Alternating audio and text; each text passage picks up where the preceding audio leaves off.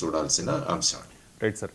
అంటే సోషల్ మీడియాలో విపరీతంగా వైరల్ అవుతూ ఉన్న ఒక ఇది పులివెందులు అంటే జగన్ అడ్డా వైఎస్ కంచుకోట అలాంటి కంచుకోటనే బద్దలు కొట్టాము అని చెప్పి తెలుగుదేశం పార్టీ చెప్తోంది కాబట్టి ఇక్కడ ఫ్రీ అండ్ ఫేర్ ఎలక్షన్ జరగలేదు, రిగ్గింగ్ జరిగింది కాబట్టే టీడీపీ గెలవగలిగింది అని వైసీపీ చెప్తోంది కాబట్టి జగన్మోహన్ రెడ్డి రాజీనామా చేసి మళ్ళీ పోటీ చేసి గెలవాలి, అప్పుడు నిజంగా పులివెందుల్లో పట్టున్నట్టు అని చెప్పి సోషల్ మీడియాలో విపరీతంగా జగన్మోహన్ రెడ్డి రాజీనామా చేస్తారా అనే పెద్ద ఎత్తున ప్రశ్నలు అయితే లేవనెత్తుతూ ఉన్నారు సార్.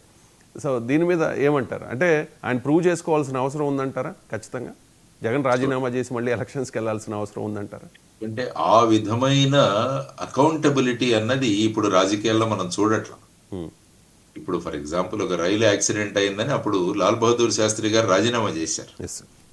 అవి ఆ టైప్ ఆఫ్ ఆ కమిట్మెంట్స్, ఆ లెవెల్ ఆఫ్ ఇంటెగ్రిటీ, ఆ లెవెల్ ఆఫ్ రాజకీయ నాయకుల్ని మనం అప్పుడు చూసాం. కానీ ఇప్పుడు మొత్తం మారిపోయింది. సో అటువంటి పరిస్థితులలో ఈ విధంగా తెలుగుదేశం వాళ్ళు ఖచ్చితంగా సోషల్ మీడియాలో ఈ విధమైన ప్రచారాలు ఖచ్చితంగా చేస్తారు. ఎందుకంటే రాజకీయంగా ముందుకు వెళ్ళాలి అన్నది చూడాల్సిన ప్రధానమైన అంశం. కాబట్టి ఆ పరిస్థితులలో వాళ్ళు రాజీనామా చేయడం పక్కన పెడితే, ముందు నేను అనడం ఏంటంటే 11 మంది ఎమ్మెల్యేలను తీసుకొని అసెంబ్లీకి వెళ్ళండి అని నేను ఎప్పుడు చెబుతాను వారికి. అసెంబ్లీలోకి వెళ్లాల్సిన అవసరం ఉంది. ఎందుకంటే ప్రజాప్రతినిధులను ఎన్నుకున్నది వాళ్ళు అసెంబ్లీకి వెళ్ళి ప్రజల యొక్క సమస్యలు ఏవైతే ఉన్నాయో వాటిని అసెంబ్లీలో వాళ్ళు తీసుకురావాల్సిన అవసరం చాలా ఉంది. సో ఇలా అసెంబ్లీకి వెళ్లకుండా ఈ విధంగా చేయడం అన్నది అనుకొని ఇప్పుడు ఈ సందర్భంగా జగన్మోహన్ రెడ్డి గారు మళ్ళా అసెంబ్లీకి వెళ్ళాలి, అసెంబ్లీలో అనేక విషయాలు చర్చించాలి అన్నది సర్వసాధారణంగా మనం కోరుకుంటున్న ప్రధానమైన అంశం. కాబట్టి ఇదంతా ఒక పొలిటికల్ గా జరుగుతున్న విషయం. ఎందుకంటే అప్పుడు ఏ విధంగా 2021లో తెలుగుదేశం పార్టీ ముఖ్యంగా చంద్రబాబు నాయుడు గారి కంచుకోట ఏదైతే ఉందో కుప్పంలో, అక్కడ మున్సిపల్ ఎలక్షన్స్ లో గెలిచినప్పుడు వైఎస్ఆర్సీపీ కూడా ఈ విధమైన డిమాండ్లే చేసిందా. సో ఇది పొలిటికల్లో ముఖ్యంగా లోకల్ ఏవైతే స్థానిక పార్టీలు ఉంటాయో, లేకుంటే మన ఈ విధమైన లోకల్ పార్టీస్, నేషనల్ పార్టీస్ కాదు రీజనల్ పార్టీస్ ఎక్కడైతే ఉంటాయో ఆ విధంగా ఒకరినొకరు ఈ విధంగా కామెంట్స్ చేసుకోవడం అన్నది సర్వసాధారణమే. కాబట్టి లెటస్ సీ ఫైనల్ గా ఏ విధంగా దీనికి రియాక్ట్ అవుతారో, రాబోయే మన లోకల్ బాడీ ఎలక్షన్స్ లో ఏ విధమైన ప్రభావం ఇది చూపించబోతుందో అన్నది చూడాలి. ఏది ఏమైనా కూడా ఫైనల్ గా ప్రజాస్వామ్యం నిలబడాలన్నది నేను ఎప్పుడు చెబుతాను.